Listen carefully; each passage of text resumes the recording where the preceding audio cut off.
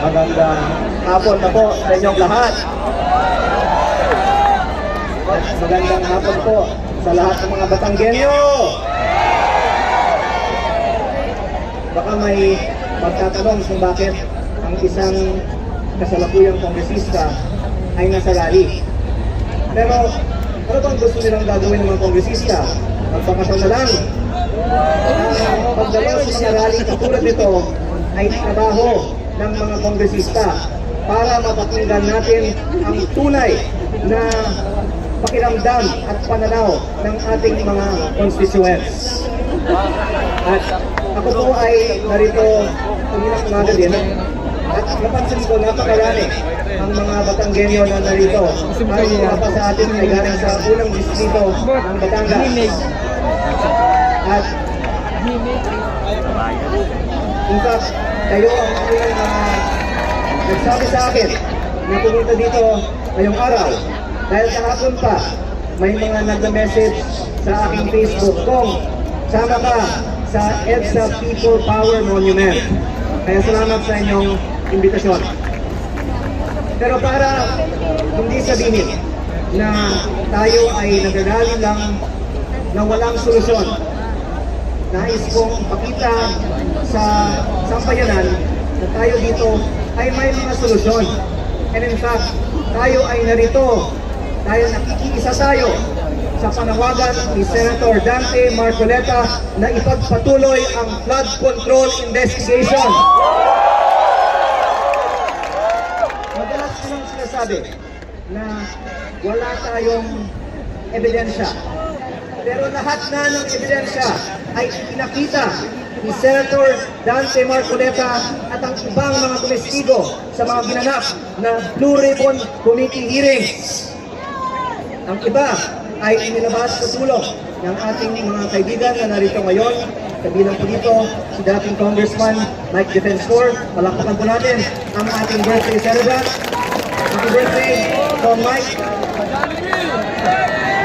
At ang ibang mga matatabang ang mga dating miyembro ng Armed Forces of the Philippines.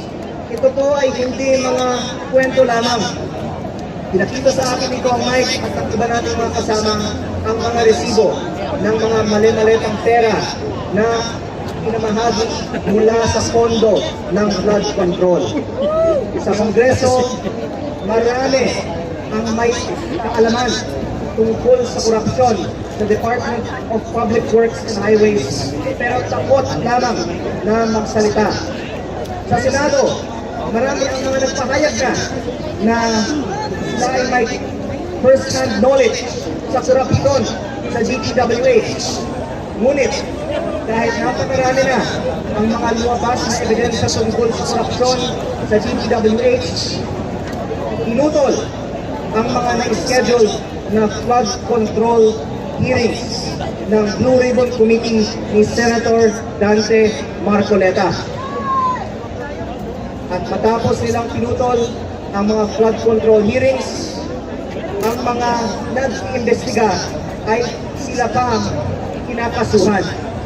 Kaya yun ang naging last straw. Kaya marami sa atin ay narito ngayon. Ngunit, narito din po tayo ngayon para sa napakaraming ibang mga problema ng ating bansa. Inalalabas ngayon sa media na itong rally ay para lamang sa ilan tungkol sa ilang mga issue. Pero sa tingin ko hindi po sangayon ang karamihan sa atin dito. Dahil napakarami ang mga problema sa ating bansa, napakarami din ang ebidensya ng korupsyon sa lahat ng mga probinsya sa ating bansa. Ngunit basta lang pinutol ang flood control investigations. Kaya para sa mga nagsasabi na tayo ay walang ebidensya at tapos na ang panahon ng flood control at move on na tayo sa isang mga bagay, tayo po ay nakikisa sa panawagan ni Senator Marcoleta na ituloy ang hearings sa Senado at nakakain din ako ngayong araw ng resolusyon para simulan muli ang mga investigasyon tungkol sa flood control sa Kongreso.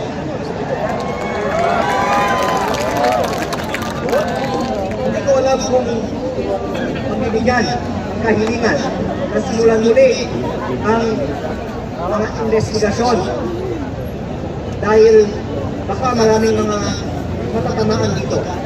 Ngunit hindi sila pwedeng magpahayag na pinakasuhan nila ang mga may kasalanan habang ang mga iba na obvious naman na may kasalanan ay hindi pinakasuhan at hindi nila sinisimulan man ang flood control hearings. Kaya kung maaari po, isa-summarize ko lang ang ilan sa mga dahilan kung bakit isinulong ko sa Kongreso ngayong araw na simulan muli ang flood control investigation. Isa ay dahil ngayon ay tag-ulan, umuulan na ngayon. Ipakita po na kailangan natin ng bagong flood control projects. Ngunit isa at kalahating milyong piso kumano ay nawala sa mga manubalyang DPWH projects sa mga nakaraang mga taon. Ngunit hindi tinapos ang mga investigasyon at hindi pa tinapos ang mga proyekto. Kaya tayong lahat ito ay nanggagaling sa iba't ibang mga probinsya sa ating bansa. Lahat tayo ay pwedeng magbigay din ng ating mga karanasan tungkol sa mga substandard DPWH projects na ito din ay karagdagang ebidensya kung bakit hindi pa tapos ang flood control investigations at kung bakit doon dapat mag-focus ang mga investigasyon ng ating gobyerno. Ang dahilan na pinutol ang mga investigasyon sa Kongreso noong Setyembre ay dahil dinuuna ang Independent Commission for Infrastructure. Ngunit sa Marso 31, tapos na ang ICI at hindi man lang inilabas sa publiko ang report ng findings kung sino ayon sa mananaliksik ng ICI ang tunay na mastermind ng flood control scandal.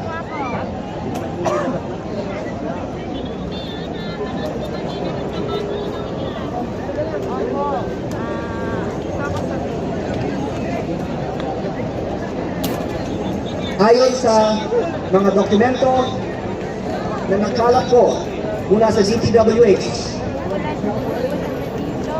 sa buong budget ng DPWH, may mga listahan ng mga proponents. Ang mga proyekto na ngayon ay ghost o substandard. Nandoon lamang sa mga records ng DPWH kung sino ang nagpasok ng mga proyektong ito.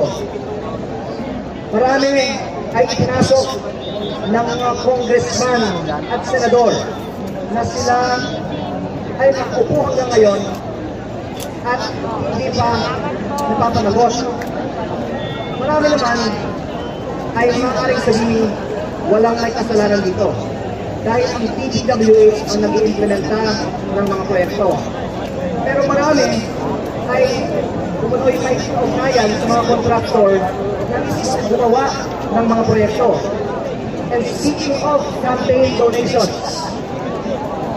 hindi ko nais na hindi banggitin ang hypocrisy na Senador Magdante Marcoleta pa ang kumunoy kakasuhan tungkol sa campaign donations. Bagamat ang mga kampanya ng napakarami mga nakaupong kongresista at senador ay galing sa flood control. Ayon sa mga testimonya at mga dokumento na nasa DPWH at nasa kamay ng ibang mga witness. Ang ibang mga witness na ito ay natatakot lang lumabas dahil nakita nila kung sino ang mag-iimbestiga, sila ang kinakasuhan. Ngunit dahil sa dami ng mga tao dito at dahil nakita nila ang suporta ng taong bayan, ako po ay umaasa na magkakaroon ng lakas ng loob ng mas marami sa mga may kaalaman tungkol sa korupsyon sa DPWH na lumabas ang ebidensyang ito sa mga darating na mga araw at linggo sa tulong ninyo.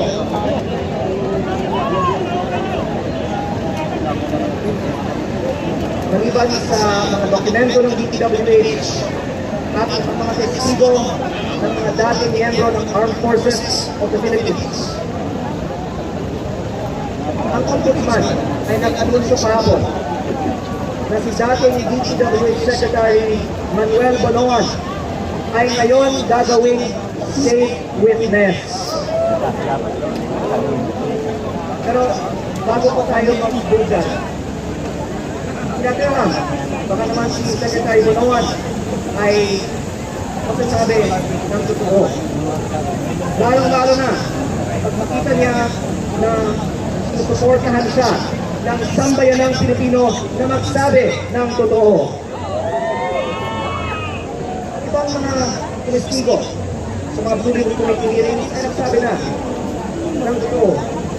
Sinabi ni dating Undersecretary Roberto Bernardo, almost 100% ng mga bidding sa DPWH ay luto. Ang ibig sabihin nito, kumpirmado ng mga nagsasagawa ng mga bidding sa DPWH.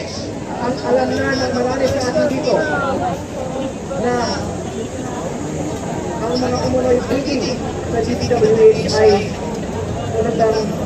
tinatawag sa atin sa Batangas mga bidding-biddingan lamang.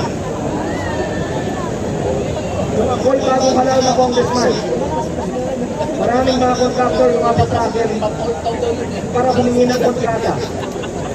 Dahil ang kalakaran sa Batangas ay hindi sa bidding pinipili ang mga kontraktor. Ang congressman ang pumipili ng kontraktor. Kaya hindi nagkataon po lamang na kung sino ang malaking nagbibigay ng donasyon para sa mga tumatakbong kongresista ay madalas ang pinaka-maraming mga napapanalong mga kontrata sa kanilang mga probinsya. Sa buong bansa, kitang-kita ang kalakaran na ito. Ngunit, nakakalungkot ang hypocrisy ng ibang mga nakupo ngayon na nag-aanunsyo o dapat kasuhan ang ilan habang sila naman mismo ayon sa mga testimonya ng iba ay nakatanggap ng mga mali-maletang pera. Kaya para patunayan na mga kongresista at senador ay para sa transparency at para sa lahat ng mga tatakbo sa mga susunod ng mga eleksyon ay para sa transparency. Sana ang komitmen ng lahat ng mga politiko sa ating bansa na anuman mga files sa loob ng DPWH, ito ay hindi natin haharangin na lumabas. Sana kung hindi man lang mangyari ngayon, eventually, no later than 2028, ang listahan ng lahat ng mga nagpasok ng mga proyekto at nakatanggap ng mga konsiderasyon kapalit ng mga budgetary insertions na ito ay sa publiko para sa kaalaman ng lahat ng mga narito at ng ating mga kababayan sa ating mga probinsya. Dagdagan ko lang po na marami nga din ang nagsasabi masagawa na ng investigasyon ng ICI, DPWH, magawa na ng investigasyon ng Ombudsman at may report na ang Durable Committee ng Senado. Kaya kung gusto nilang patunayan na tayo ay walang naproteksyonan, sana pagbigyan ng kahilingan ng mga kasama natin ang ating mga kaibigan katulad ni Senator Nancy Marcoleta at President po ngayon, Congressman Paulo Marcoleta, magtuloy ang mga hearings ng flood control sa Kongreso at sa Senado ay pinipulutan ang lahat ng mga dating mga nag-deliver ng mga maletang pera ng testigo ng walang tapos na sila ay nakasuhan din kung ang mga umamit na sila ay nagnakaw ay ginagawang state witness. Bakit hindi yung mga walang aligasyon na nagnakaw ay hindi gawing state witness o at the very least bigyan ng proteksyon ng Kongreso at ng Senado sa halip na sila ay kinakasuhan. Kaya ako po ay nagpapahayag lang ng sa aking palagay mga argumento na nila malitinay. Sino naman ang kongresista na haharap sa ating mga probinsya sa susunod na eleksyon na pwedeng magpaliwanag na hindi dapat lumabas ang katotohanan? At sino man ang magsasabi na sila ay parang sa good governance, sana sila ay sisiling natin sa 2028 at tatanungin natin sila noong June 30, 2026 nasaan sila at bakit sila nanahimik sa harap ng mga aligasyon ng lantarang korupsyon sa DPWH.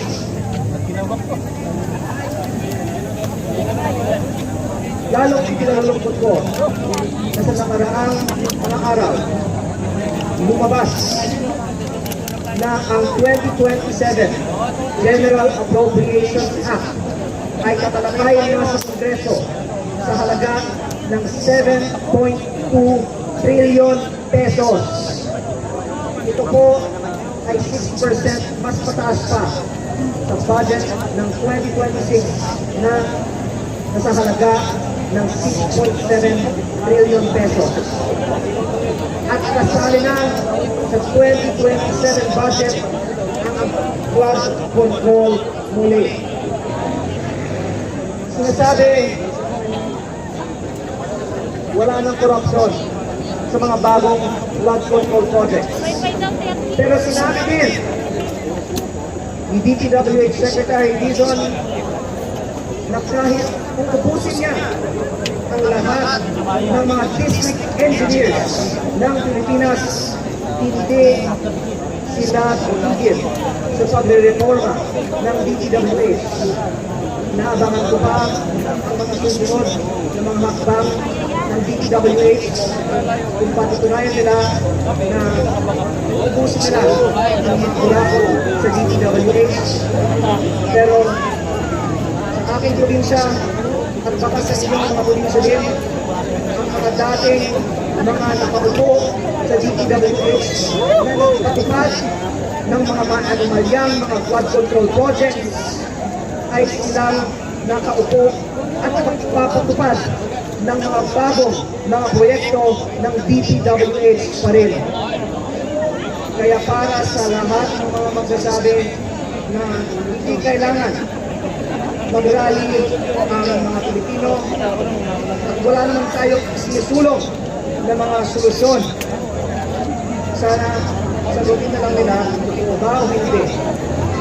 Kasi dahil nila noon kung mainit ang issue ng flood control na halos lahat ng mga proyekto ng DPWH ay may korupsyon, na halos lahat ng mga opisina ay may mga kurakot, ngunit halos wala pa ang nakasuhan, halos wala pa ang nalabas tungkol sa katotohanan sa flood control sa mga opisyal na mga pagdinig tungkol sa flood control.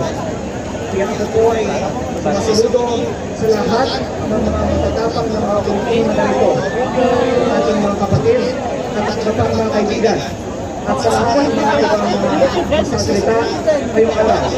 Dahil ako po ay naniniwala na tayo ay nasa simula na ito sa mga saysayang series of events na sana magresulta sa tunay na reforma sa ating gobyerno, at naniniwala ko na hindi tayo titigil hanggat maisaayos natin ang DPWH at ang buong gobyerno. Tama po ba?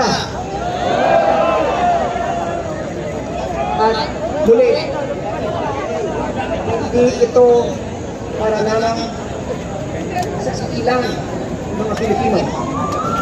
Itong araw ay para sa lahat ng mga Pilipino.